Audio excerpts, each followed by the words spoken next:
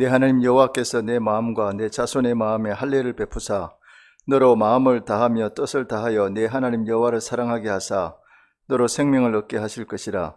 고마우신 아버지 하나님, 오늘도 수요 예배로 하나님께 모였습니다. 하나님, 이 예배 위에 함께 해주시고 우리 말씀과 찬양과 기도 속에 주님이 임재가 있게 하여 주옵소서. 예수님의 이름으로 기도드리옵나이다. 아멘.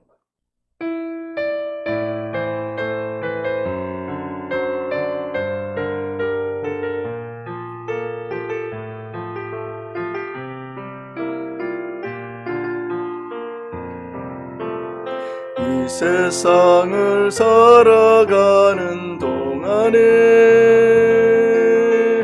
나의 힘을 의지할 수 없으니 기도하고 낙심하지 말 것은 주께서 참 소망이 되심이라.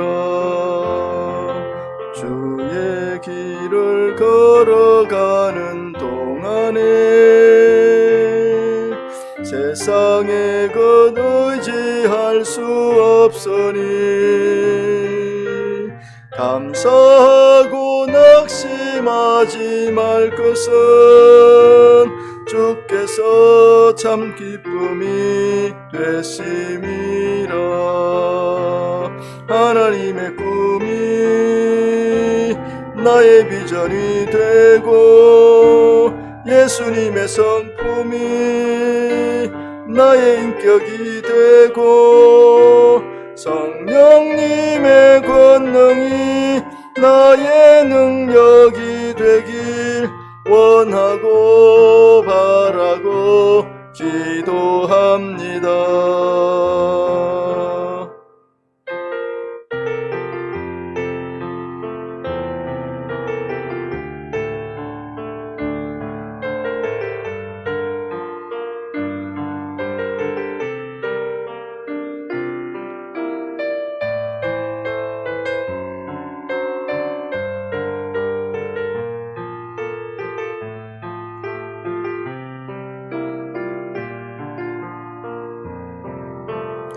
이 세상을 살아가는 동안에 나의 힘을 의지할 수 없으니 기도하고 낙심하지 말 것은 주께서 참 소망이 되심이라. 주의 길을 걸어가는 동안에 세상의 것 의지할 수 없으니 감사하고 낙심하지 말 것은 주께서 참 기쁨이 되심이라. 하나님의 꿈이 나의 비전이 되고 예수님의 성품이 나의 인격이 되고 성령님의 권능이 나의 능력이 되길 원하고 바라고 기도합니다.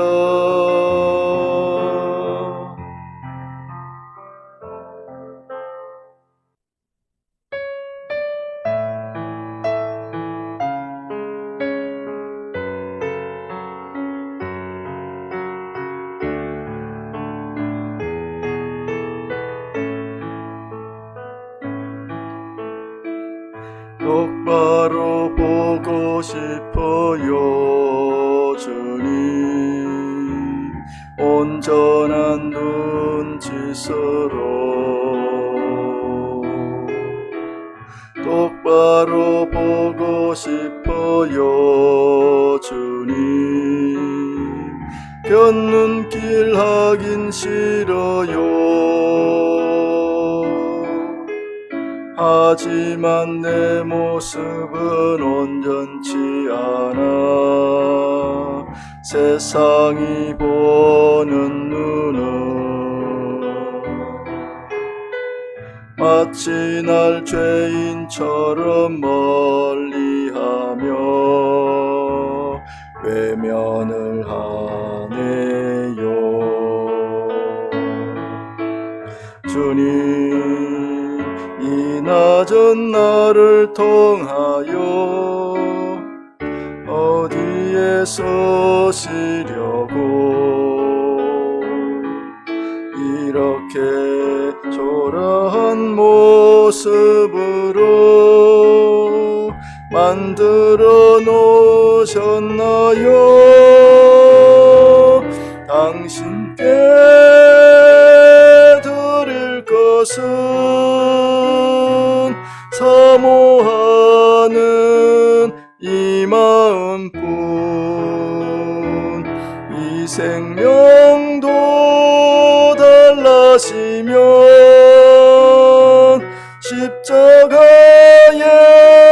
놓겠으니 거울뿐인 육신 속에 참빛을 심게 하시고 가식뿐인 세상 속에 일할로 썩게 하소서.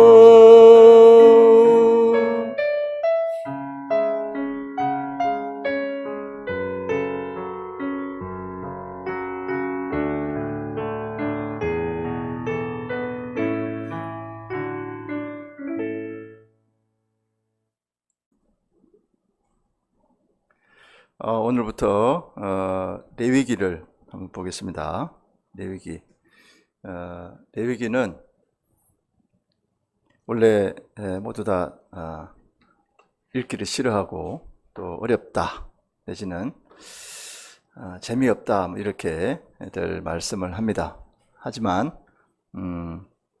코로나 시대에 희생적인 또 하나님께 어떻게 드림이 될까 내지는 우리가 마음가짐을 어떻게 해야 할까 하는 것이 레비티쿠스라고 하는 레위기에 너무나 잘 기록이 되어 있는 것 같아서 레위기를 좀 읽어 나가도록 하겠습니다. 오늘은 1장 앞부분에만 좀 보도록 하겠습니다. 여호와께서 해막에서 모세를 부르시고 그에게 말씀하여 이르시되 이스라엘 자손에게 말하여 이르라. 너희 중에 누구든지 여호와께 예물을 드리려거든 가축 중에서 소나 양으로 예물을 드릴지니라.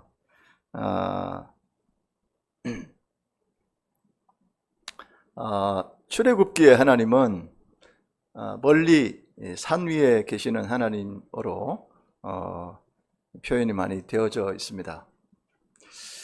그러나 회막을 짓고 완성했을 때 하나님은 회막에 내려오셔서 회막을 자기 영광의 장소로 또 영광으로 가득 채워주시는 그런 하나님으로 또 묘사되어 있습니다.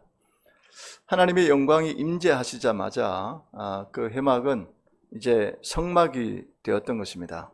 출애굽기 40장 34절에서 35절에 보면 그래서 성막이란 하나님의 영광이 임재해 있는 곳입니다. 성전, 교회, 성도란 하나님의 영광이 있는 그러한 곳이 될 것입니다.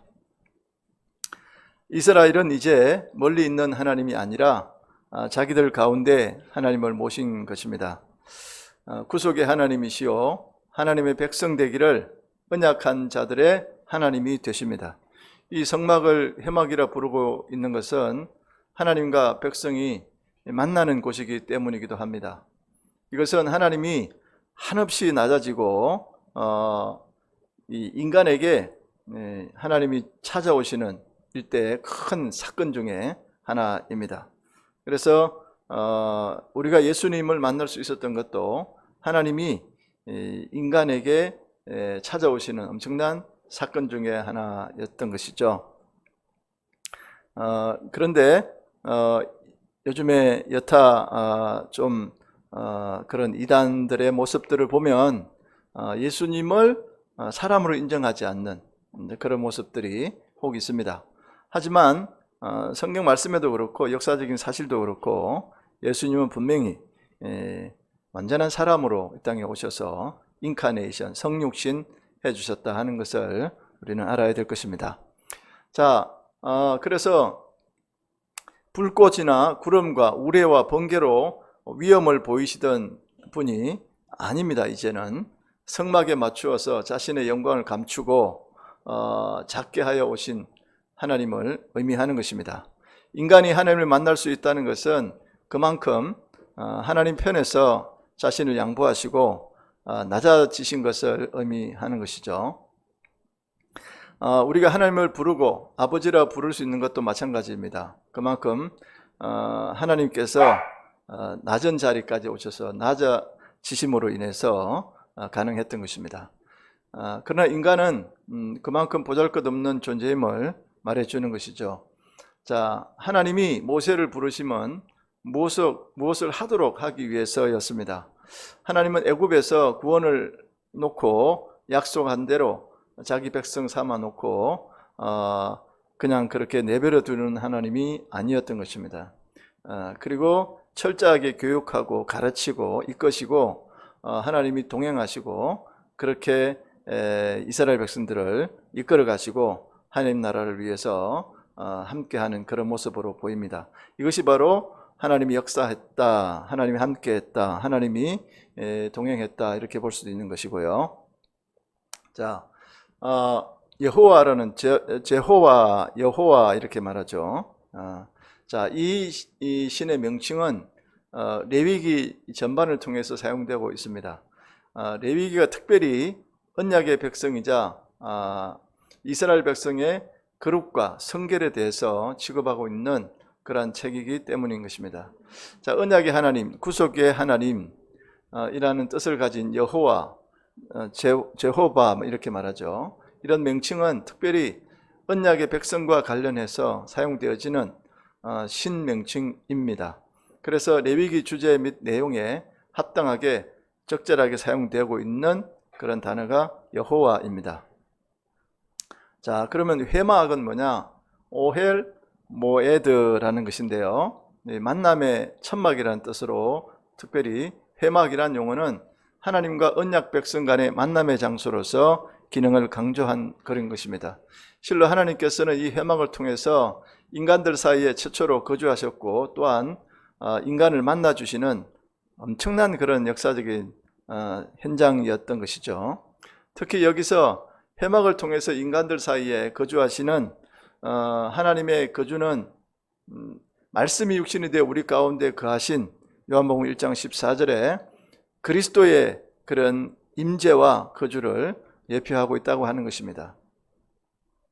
자, 성막, 정거막, 또 여호와의 전, 또 여호와의 장막으로도 표기되고 있었던 것입니다. 자, 그 다음에 부르시고 와이크라인데 이것은 그가 부르시고라는 의미인 것입니다. 그래서 이 히브리 성경에서 이 말이 첫 단어로 나오는데요. 와이크라 하는 단어인데 성경의 첫 단어를 대체적으로 그 책 제목으로 삼았던 히브리인들의 관리를 따라서 히브리 성경의 제목으로 사용된 그런 말이기도 합니다. 와이크라. 자, 특별히 이 단어에서 와 하는 의미상 그런 그 출애굽기 40장 33절에 있는 접속사로서 출애굽기의 후패님을 어떤 사람은 후패님을 시사하고 있다 이렇게 보기도 하는 것입니다. 아무튼 부르시고에 해당하는 이크라, 아크라라 그러기도 하고 특별히 임무를 부여할 때 중요한 어떤 사항을 전달하고자 할 때 출애굽기 3장 4절, 19장 3절 이런 데 보면 있죠. 주요 사용되어 있는 그러한 동사입니다. 그래서 부름받은 자는 적극적이고 구체적인 그런 반응을 요구했던 그러한 동사입니다. 부르시고라는 말 중에는요. 그래서 일러 가라사대 이렇게 말하고 있는데 자, 그에게 이르시되 말씀하여 이르시되 이렇게 말하잖아요. 자기 백성에 대한 어떤 왕의 자격으로 다가가서 그들의 죄를 속해 주시고 구속주의 자격으로 택함받은 백성의 마땅히 지켜야 할 생명의 법도를 선포하시려고 하는 것입니다. 자, 그래서 하나님이 모세를 불러 하고자 하는 일이 무엇이었을까요? 그것은 레위기 첫 번 주제이기도 하면서 첫 번째 들어가면서 이제 부르시고 이제 하나님께서 이런 말이 무엇냐를 보면 분명히 나와 있습니다. 자, 첫 번째 하고자 하는 말은 무엇이었냐 하면 예물 드리는 것을 가르치시고자 하셨습니다. 하나님께서 예물 드리는 것을 먼저 가르치고자 하시는가? 그 이유가 뭘까 하는 것입니다. 사람은 종교심이 있어서 자기 것을 가지고 하나님을 섬기려고 합니다. 헌금이나 기도나 구제, 또 성경 읽기 등 자, 이만큼 했는데 내가 많이 했다, 하나님께 드렸다 이렇게 할 수도 있습니다. 그리고 내가 이만큼 했으니 이런 실수는 봐주세요, 뭐 이렇게도 할 수 있고, 자, 아무튼 인간이 어떤 행위를 통해서 하나님을 만족시키려고 하는 그런 습성이 있습니다. 그러나 하나님이 이런 습성을 차단하고 먼저 자기를 바로 알도록 하기 위해서 예물 드리는 것을 먼저 가르치고자 하셨던 것입니다. 자, 그래서 여기서 이스라엘 자손에게 이렇게 되어 있죠. 자, 모세를 부르시고 그에게도 말씀하시고 이스라엘 자손에게 이르라 이렇게 말했는데, 이스라엘 자손, 이들은 하나님의 명령을 전달받을 대상들입니다. 그러나 이들이 야곱의 혈통적 후손들만은 아닙니다. 왜냐하면 이들 중에는 출애굽 당시 결혼이나 신앙 여러 가지 이유로 인해서 이스라엘 공동체에 가입하여 함께 출애굽했던 그런 온갖 잡족들이 많이 섞여 있었기 때문인 것입니다. 출애굽기 12장 38절에 보면 그렇게 되어 있죠. 아무튼 이 같은 사실을 통해서 우리는 구약시대로부터 하나님의 구원 대상에는 민족적 차별이 결코 없음을 알 수가 있는 것입니다. 이러한 사실은 마침내 신약시대에 오면 밝히 드러나고 있습니다.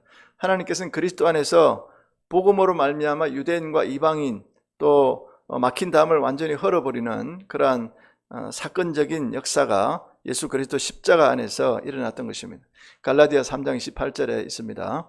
자, 그래서 오늘 또 보면 너희 중에 누구든지라고 말하고 있습니다. 자, 이 말은 이스라엘 백성이면 누구든지 하나님의 백성 자격으로서 하나님께 예물을 드릴 수 있다는 것을 뜻합니다. 즉 이것은 하나님께 예물 드리는데 남녀노소나 빈부귀천의 구별이 있을 수 없다는 것을 뜻합니다. 예물, 코르반이라고 하는데요. 자, 기본 동사는 카랍입니다. 가까이 가져가다 또는 바치다 이런 뜻이 있는데요. 예물이란 인간이 하나님께 가까이 나아가서 가지고 가서 바치는 제물 혹은 선물이란 뜻입니다. 그래서 이 말은 번제뿐 아니라 모든 제사를 드릴 때 하나님께 개인적으로 드리는 제물 및 선물을 의미하는 것입니다. 그래서 예물은 이처럼 드리는 자로 하여금 하나님께 가까이 나아가게 할 뿐 아니라 하나님께 가까이 나아간 자만이 느낄 수 있는 참 기쁨을 누리게 해주고 있습니다. 자, 이런 점에서 인간이 하나님께 바치는 모든 예물 속에는 궁극적으로 그것을 바치는 인간을 유익해 하려는 하나님의 선한 뜻이 내포되어 있음을 알 수가 있는 것입니다. 자, 그래서 선물이란 뜻, 도론이라고 하는 건데 이렇게 70인역에는 번역하고 있는 것입니다. 자, 그래서 여기서 보면 자, 누구든지 여호와께 예물을 드리려거든 가축 중에 소나 양으로 예물을 드릴지니라. 또 생축 중에 뭐 이렇게 말하기도 하는데 여기서 가축, 생축에 해당하는 히브리어 베에마는요, 이거는 그 축산에 관련된 그런 것입니다. 그래서 일반적으로 큰 네발 짐승을 가르치고 있는 것이죠. 큰 네발 짐승. 특히 여기서는 구체적으로 소나 양 그리고 염소를 가리키고 있습니다. 14절에 있는 새의 번제이면 산비둘기나 집비둘기 새끼로 예물을 드릴 것이요 할 때 그 새와는 대조되는 그런 말입니다. 한편 예물을 반드시 생축 중에서 드려야 하는 이유는 생축에게는 피가 있기 때문이고, 이 피는 신약시대 그리스도의 보혈을 상징하기 때문인 것입니다. 이런 의미에서 하나님께 드려진 가장 완전하고 실체적인 생축은 후일 베들레헴의 외양간에서 태어나신 예수 그리스도이시라는 것을 분명히 할 수가 있는 것입니다. 자, 하나님은 자기를 생축의 희생으로 나타내셨습니다. 소나 양의 희생은 하나님의 낮아지심과 희생의 표현인 것입니다. 즉 자기가 제사하는 제물은 다른 곳에서 가져온 것이 아니라 자기 자신에게서 나오는 것이기 때문에 하나님 자신의 sacrifice, 희생을 의미하는 것입니다. 하나님의 희생이란 표현은 우리에게 생소한 느낌을 줍니다. 하나님은 전지전능하신데 구원하심에도 문제없고 전지전능하신데 어떻게 희생을 할 수 있느냐라고 생각할 수 있습니다. 애굽에서 나올 때 열재앙을 내리셨고 홍해를 또 갈라서 이스라엘 백성들을 건너게 하셨고 그렇게 전지전능하신 하나님인 것은 분명합니다. 그러나 구원 사역이 시작되기 전에 하나님이 내려오시고 또 무장됨이 있었고 양의 죽음에 죄가 있었고 이 죄 때문에 출애굽과 홍해가 있었고 하나님 백성이 되는 그런 역사가 계속해서 이게 진행되고 있는 것을 볼 수 있는 것입니다. 자, 아무튼 우리의 구원도 하나님의 희생이 있음으로 되어진 것입니다.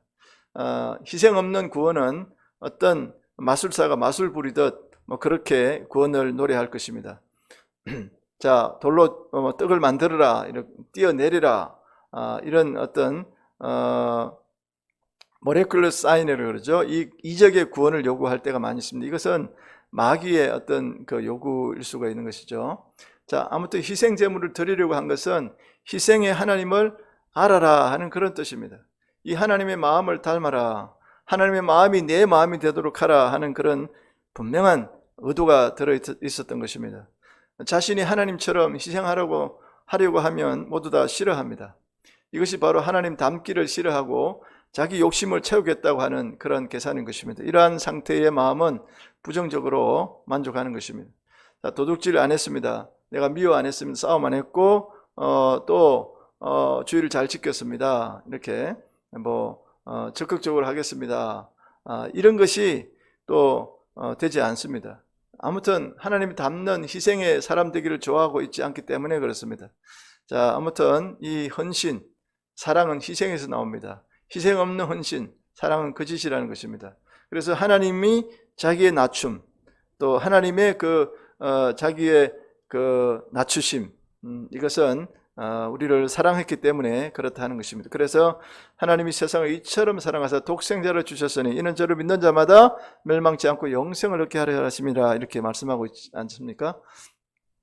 자, 아무튼 하나님께서 우리 모든 심령들에게 그러한 모습으로 다가와서 이 말씀 앞에, 특별히 이 레위기의 어떤 그 제사, 드림, 또 피의 제사, 이런 부분에 대해서 우리가 오늘부터 이제 하나하나 짚어 나가도록 그렇게 하는데, 오늘은 서론교육으로 그저 1절, 2절만 보았습니다.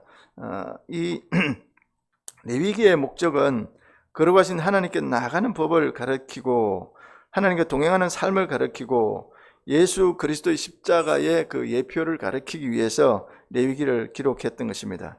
그래서 피 흘림이 없이는 사함이 없다는 구속의 대원칙을 깨우치기 위한 하나의 하나님의 백성에게 거룩과 성결이 생명처럼 필수적이고 하나님과 동행하기 위해서는 반드시 거쳐야 될 그러한 하나의 단계임을 알 수가 있는 것입니다. 레위기를 통해서 앞으로 우리가 생각지 못했던 그런 크고 높은 또 깊은 은혜가 우리 모두에게 임하게 되기를 주님 이름으로 축원합니다. 고마우신 아버지 하나님, 은혜를 감사합니다. 오늘도 레위기 이제 서론으로 우리가 살펴보았습니다. 정말 예수 그리스도 보혈의 피만이 우리를 구원할 수 있는 이 엄청난 그런 역사적 사건, 또 엄청난 진리를 우리는 다시 한번 마음에 새깁니다. 코로나 때문에 힘들고 어렵고 또 전 세계적으로 팬데믹이 있어서 많은 사람들이 또 목숨을 잃기도 하고 또 여러 가지 혼란이 있습니다. 아버지 하나님, 마스크를 쓰고 사는 세상이 되었는데 이럴 때 우리가 어떻게 해야 하는가? 하나님을 깊이 알아가게 도와주시옵소서. 하나님을 연구하고 하나님을 가까이 가고 하나님에 대해서 우리가 마음 다해 정성 다해 뜻을 다해 공부하고 할 수 있도록 하나님을 더욱더 알아가는 우리 모든 심령들이 될 수 있도록 영안을 열어주시고 마음을 다할 수 있도록 함께하여 주옵소서. 오늘도 함께하신 하나님께 감사 영광 찬송 돌리옵고 우리 구주 예수님의 이름 받들어 간절히 기도 올리옵나이다. 아멘. 이제는 우리 주님 예수 그리스도의 은혜와 아버지 하나님의 극진하신 사랑과 성령님의 감동 감화 교통대주 인도하심이 수예배 함께 우리 모든 심령 위에 이제로부터 영원토록 함께 해주시기를 간절히 축원하옵나이다. 아멘.